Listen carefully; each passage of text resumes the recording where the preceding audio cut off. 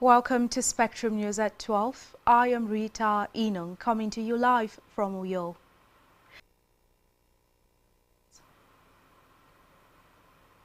The National Assembly unseals Senator Natasha's office.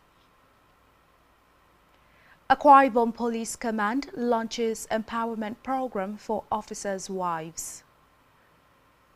Plus, U.S. reaffirms visa ban on corrupt Nigerians. Details of these stories and more in a moment.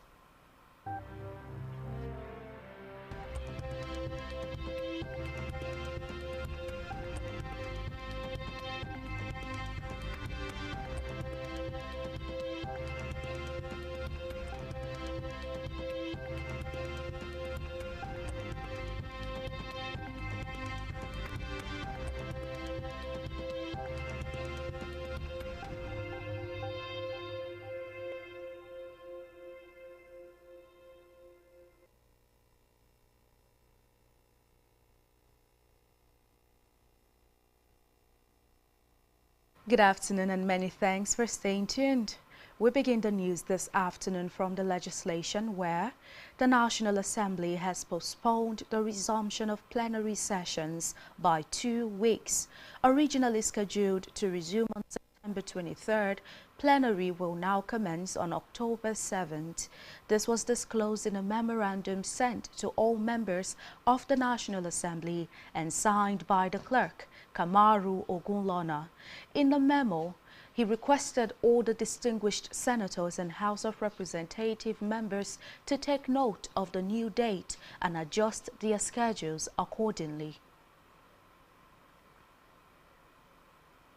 Meanwhile, the National Assembly has unsealed the office of Senator Natasha Akpoti-Uduaghan, located in Suite 2.05 of the Senate wing. The office was unsealed today by the Deputy Director of the Sergeant-at-Arms, Alabi Adedeji, potentially paving way for the Kogi Central Senator to return to the Red Chamber when plenary resumes on October 7, 2025.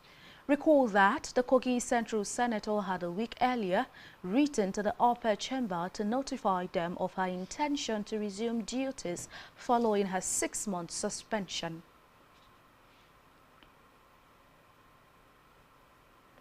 Away from that, Vice President Kashim Shettima has pitched Nigeria's $200 billion energy transition opportunity to global investors. He said the country is strategically positioned as the natural hub for the Africa FTA's $3.4 trillion market. Speaking at a roundtable hosted by the Business Council for International Understanding, BCIU, in New York, on the sidelines of the 80th United Nations General Assembly, UNGA, Shettima said Nigeria's vast economic transformation under President Bola Ahmed Tinubu's renewed hope agenda was already attracting strong investor commitments. The Vice President, who is representing President Bola Ahmed Tinubu, stressed that in this interconnected age, the wealth of any nation is neither achieved through miracles nor inheritance. Showcasing Nigeria's wealth, he noted that the country is West Africa's largest economy and Africa's largest consumer market with 230. In a separate development, the federal government has stated that its goal of attracting more funds and investment into the Nigerian oil and gas sector is at the center of its decision to devote more executive attention to ongoing reforms in the energy sector. The Special Advisor to the President on Energy, Olu Vermijen, disclosed Managing Director and Chief Executive Officer of the Renaissance African Energy Company Limited, Tony Atta. Her call for more investments in the oil and gas sector followed federal government's bid to ramp up crude oil production and increase its oil revenue. The Special Advisor commended the company's over 40% oil production increase within 150 days of its completion of the creation of the state. According to the release, all government offices and public institutions are expected to observe the holiday. Governor Eno further extended his warm wishes to citizens and residents of the state, urging them to enjoy a peaceful and joyful celebration.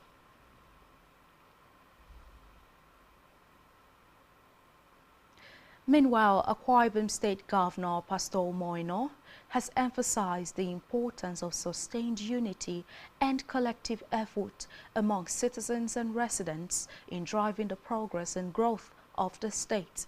Speaking at a special interdenominational people to forgive one another and eschew unnecessary acrimony capable of truncating the peace and unity of the state.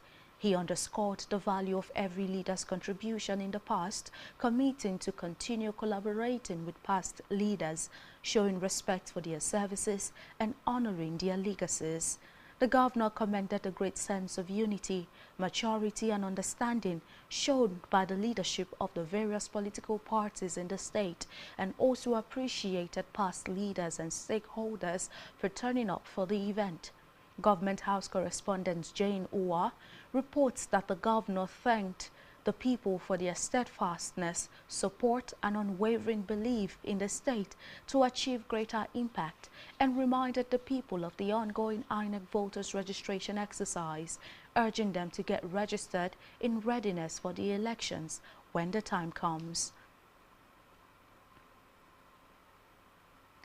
Elsewhere, the Akwa Ibom State Police Command, under the leadership of the Commissioner of Police, CP Baba Mohammed Azare, FSI, has launched a landmark empowerment program for police officers' wives aimed at improving the economic well-being and self-reliance of families within the force. A release signed by the Police Public Relations Officer, DSP Timfon John, noted that the event, held at the Police Command Headquarters, Ikot Akpanabia Uyo, brought together dignitaries, senior police officers, and members of the Police Officers' Wives Association, POWA, to celebrate and support the wives of officers who serve tirelessly to maintain law and order in the state. Speaking at the occasion, CP Baba Mohammed Azare FSI commended the wives of police officers for their unwavering support and sacrifices, describing them as the silent pillars behind the gallant men and women of the Nigerian police force.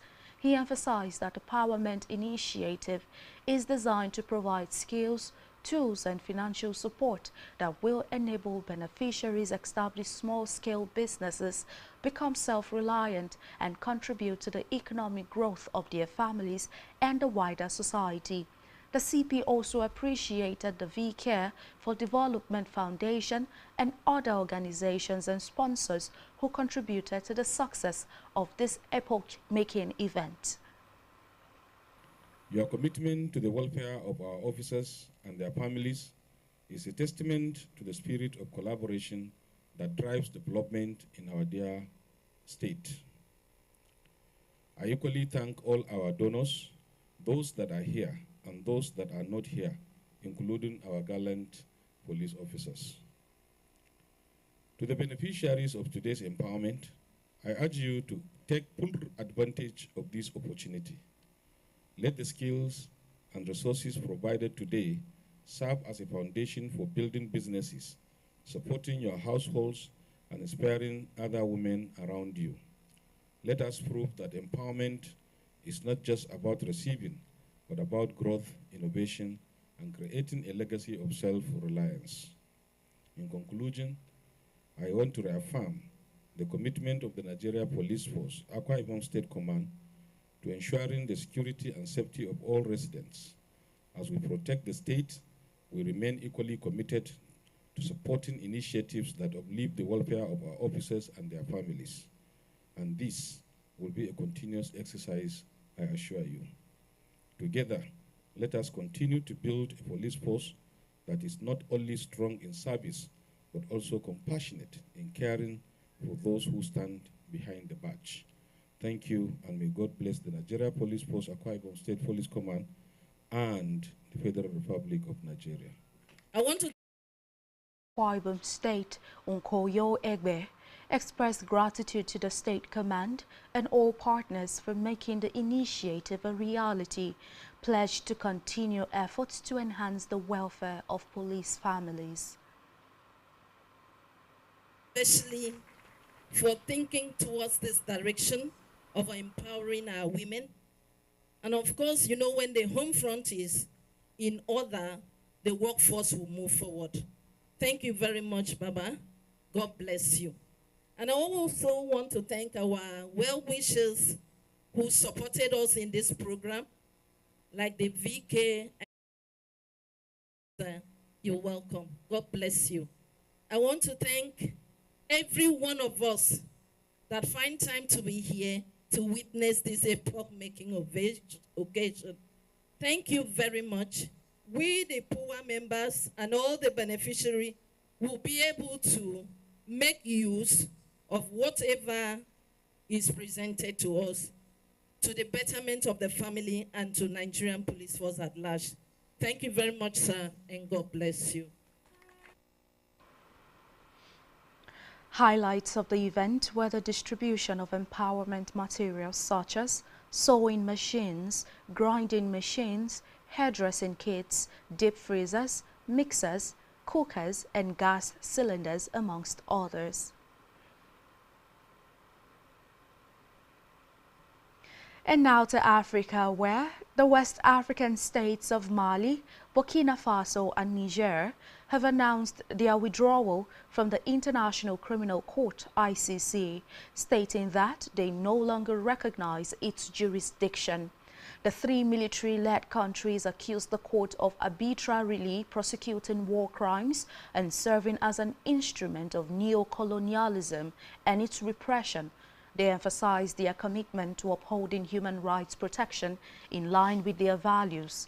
Recall that the same argument had earlier been used by the three countries to justify their withdrawal from the Economic Community of West African States, ECOWAS. On the foreign scene, the United States mission in Nigeria has declared that corrupt, high-profile Nigerian officials will be denied entry into the U.S. In a post on X, the mission reiterated its commitment to fighting corruption, stressing that accountability applies to all, regardless of status. Meanwhile, in the United Kingdom, Reform UK announced plans to overhaul immigration rules if it wins the next election. The party said it will abolish the right of migrants to secure permanent residency after 5 years, a process known as indefinite leave to remain, ILR. And still on the foreign scene, Israeli forces are continuing their ground offensive to fully occupy Gaza City, with reports that tanks have advanced into the city center from the north and south. This comes up as Donald Trump will address the UN General Assembly today, the first time he attends the general debate since 2020. Reports say among the topics he could discuss is the several countries to recognize Palestinian statehood in the recent days. Recall that France announced the formal recognition of the state of Palestine yesterday, joining the UK, Australia, Canada and Portugal. And still to come in the news, Messi reacts to Dembele winning Ballon d'Or award. Stay tuned for details of this in a moment.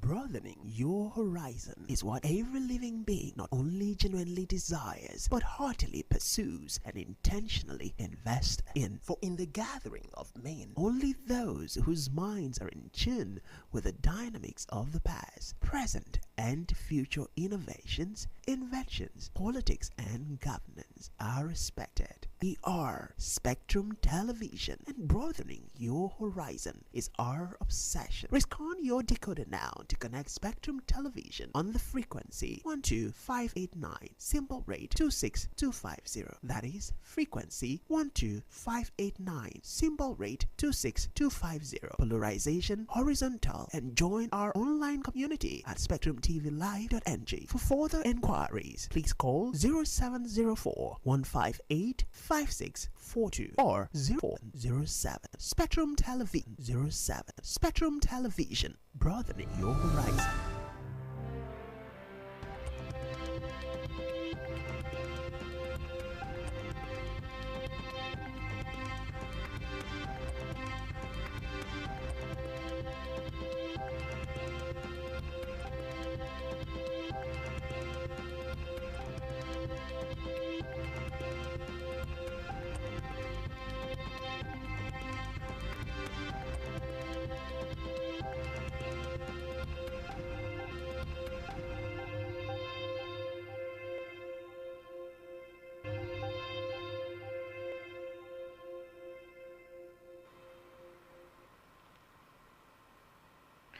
Many thanks for staying tuned, and welcome back to Spectrum News at 12.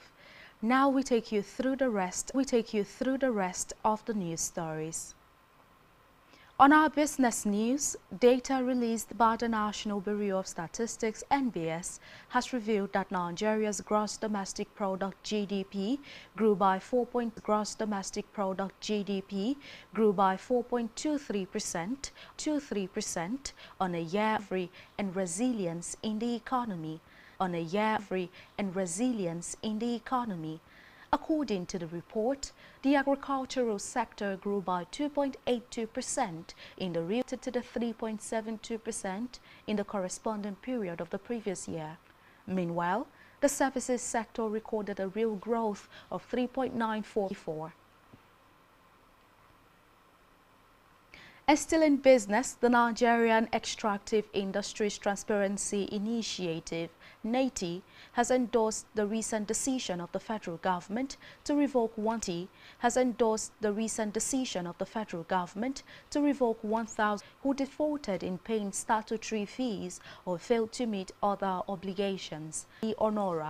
NATI described the action of the Minister of Solid Minerals,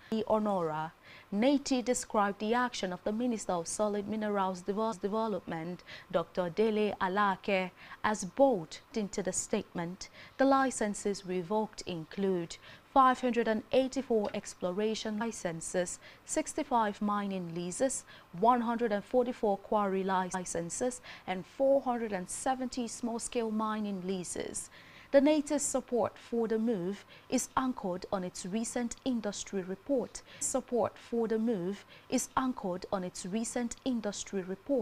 Which